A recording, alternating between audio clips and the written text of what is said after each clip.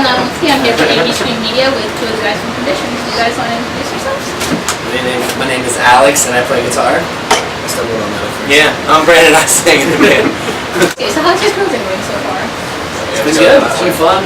We're kind of on the last leg here, so we're doing a few more shows, but it's been great. All the bands are awesome. Dinosaur Pile Up and me and Six both being from the UK. It's cool. And now Tonight Alive just joined and they're from Australia, so we're literally the only American band on the tour. Is there pressure to represent America? There's no pressure, we just do it. Yeah. Have you picked up any British slang on the tour? Oh yeah, a lot of stuff we can't. You don't want to say it? Yeah, we learned all about anything PG. Yeah, no. Is it weird jumping on different tours all the time and having to get used to new bands? Oh, absolutely. Yeah.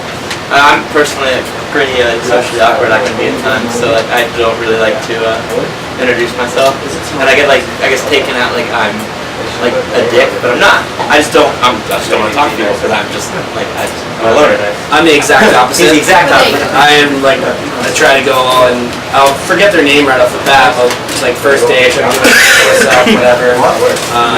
Try to invite people to do stuff. So it's tough because especially when you only get a little bit of time. Like for example, on this tour, Peter's What We Aim For was on most of it, and then when they dropped off Tonight Alive, took their spot, we only have like less than a week pretty much for Tonight Alive. So we're like trying to get to know them, but like it's gonna be over in a few days, so it's kind of almost like too fast. But we still make an effort and it's fun. So do you stay in touch with them after you tour with them? A lot of them, yeah. Even if it's just like seeing them next time you come through where they are from or whatever. But I think I made a lot of really good friends. You've heard of bands from a bunch of different genres, like with sirens, everything. Is there any specific audience that responds best to your music? I think this one actually so far has been really good. And I think we're a pretty good fit with me and Six's sound, that it's worked out. But there's something I respect about like a tour like Let Live where they just literally they didn't even bring like pretty much any bands that were like them. They just chose bands that they thought were good bands, and it was us and Harvard is way out there, and then This Is Hell. It's just so different, but it was all awesome. And so as far as guys on the tour, that one was like really awesome because everybody kind of had the same mindset and we're just really good people playing good music no matter what the genre was. But crowd-wise, I think this one's been really, really great for us so far. Do you have a favorite show of the tour so far? San Francisco was pretty awesome. Toronto was great. Really awesome. That was pretty recent. Yeah. It's a band that's been touring like non-stop. Are there any things that still come as surprises to you? I'm surprised every time someone sings our lyrics back. Seriously, every single time. I'm just like, oh, you guys know who we are? Cool. Has that been happening a lot this tour? Yeah, absolutely. Like the past couple tours I've been on it, like it's been cool to see it kind of grow a little bit. Like I personally just don't expect anything from music. I just enjoy playing it. But when I see people sing back, it's always a surprise. With such heavy touring schedules, like you guys seem to be on tour non-stop, how do you keep like any sort of regular life? I hate it. How do you keep it going? It takes a lot of work. You learn to be kind of, I don't know, strong with character. You learn to like I don't know. You're good at blocking things out. I guess. It's gotten easier. Sort of. I mean, yeah. For a while. Yeah. I mean, it's gotten easier. It's never gonna be like, I don't know. I'm personally like a very home-oriented person, but yeah. It gets easier. It is strange though. It's a big difference where you go from doing something like this and you're just hanging out, playing music, spending time with your friends, especially in like different cities, and just really having a great time. And then when I go home, I work in a restaurant bartending, and it pisses me off to go home and serve people beers when I want to be the one on the other side when and no one it's like no one would give a shit if I played a sold-out show in New York the last night. They're like, oh, you're just a dude. A regular person. Yeah, so hurry up. Your most recent album, you used Indiegogo for that, right? Partially, yeah, partially. Yeah. So like, is there sort of a bigger sense of pressure when people have already paid for the music, like put out something amazing? No, I think I think the pressure's only on that side. I've never really felt anything from anybody else. Oh, no, Thankfully. like yourself. Yeah, well, I think in general, it's just nice knowing that no matter what we're doing, and we say that right from the get-go, you know, we're making the album that we want to make, that people are willing to just spend their hard-earned money on supporting that without even, there was no music included in that. That was simply to help make it happen. And that's pretty awesome. So I think that it almost just was relieving. It was like, hey, these people will care enough for us to just record the music. So I wasn't really pressured at all. How is the response to the album? It's been great. Yeah, it's been cool. Like Alex said, you know, it's been kind of we wrote it kind of like what we wanted to write, as opposed to in the past. Every time we recorded anything, it'd be like, oh, these songs have to be a quote unquote conditioned song. Kind of just let that go and just been like anything that that comes to mind, we'll just follow the idea all the way down until it becomes a song. So it's been cool. And I guess taking that step away from, I guess, really defining ourselves as conditions, into just kind of like, you know, what we wanted to play. It's been great. The response has been awesome. So we're all, So there's coming like a 2.5-year gap Yeah, in the album, right. but of course were you writing that entire time, or you set time? no, I mean, we had like a handful of songs. A lot of the songs were written in the studio. Yeah, funny thing was we didn't even use half the demos that we had from previous. Was it tough cutting it down, or you just know that that's the song that I want? We've always, every time we've gone in, we'd be like, okay, we want to make a 10-song record, or we want to make an 11-song record, or we want like a 6-song EP. We just go and just do that. Yeah. It's kind of like, I don't know, I think this time around there was a lot more abandoned ideas. We actually just had like a chart of, all right, these songs are pretty much set. These are like ideas that we can explore, and we, you know, just pick what we thought was the best and put more time into that. Yeah. And left a lot of stuff by the way. If it didn't like grab us fairly quickly, then we were like, it's probably not worthwhile. Go towards something that you know is grabbing you right from the get-go. So is there any sort of disagreement here, or is everyone on the same page? Not really. Yeah. Us with our producer too, we were all pretty much had our heads right where we Short video One of the songs in your new album is Long Division, and that's like a pretty unique timely topic for the science. Yeah. A lot of things. So why did you just address that in a song? You could have gotten a kind of backlash from that.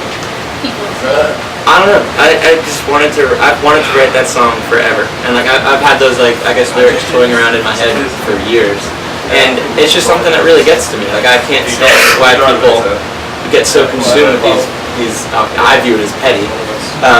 To some people, you know, that like taking sides in that case is life. You know, like that's like it. I have to be with one side or I have to be with the other.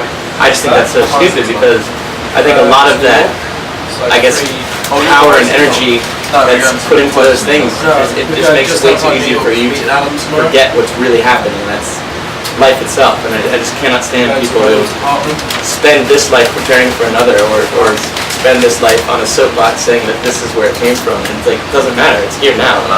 So that, I just always wanted to say that just because I really didn't care about any backlash. I just wanted, yeah, and it just feels, I guess I saw so much of people taking sides, and I just wanted to be like, I didn't hear enough people saying it doesn't matter, so I just wanted to try and do it myself, I guess. What's a new take on it? You guys have been around for a while, right? Since 2006. Okay, so what's the biggest difference between you guys in 2006 and 2013? Other than like one cover. We're not covering that. There's a lot and not at the same time. I'm trying to think of the best way to say it. I think we're much smarter now. You know, we're just older. It just happens.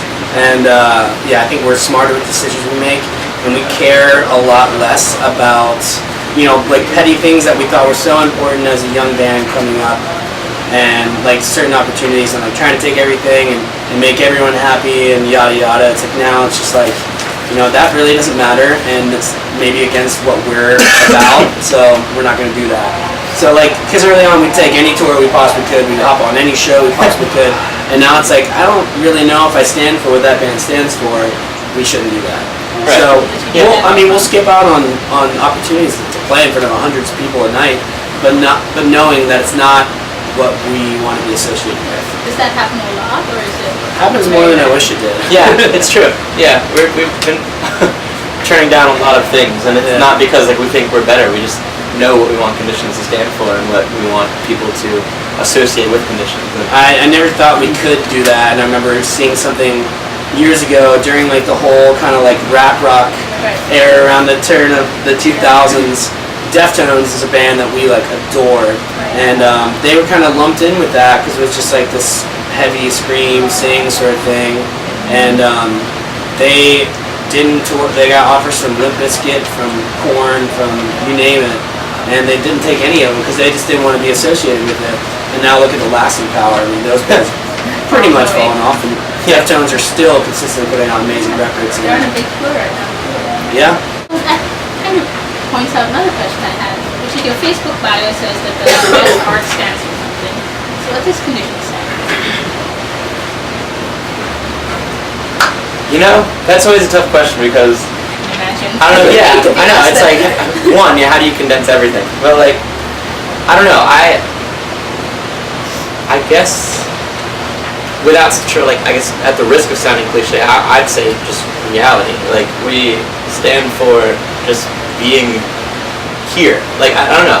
Like lyrically, I pull a lot of inspiration just from everyday life, and I feel like a lot of people don't do that. A lot of people spend their time writing songs from imagination or from a very specific spot. Like I want to write a song about this.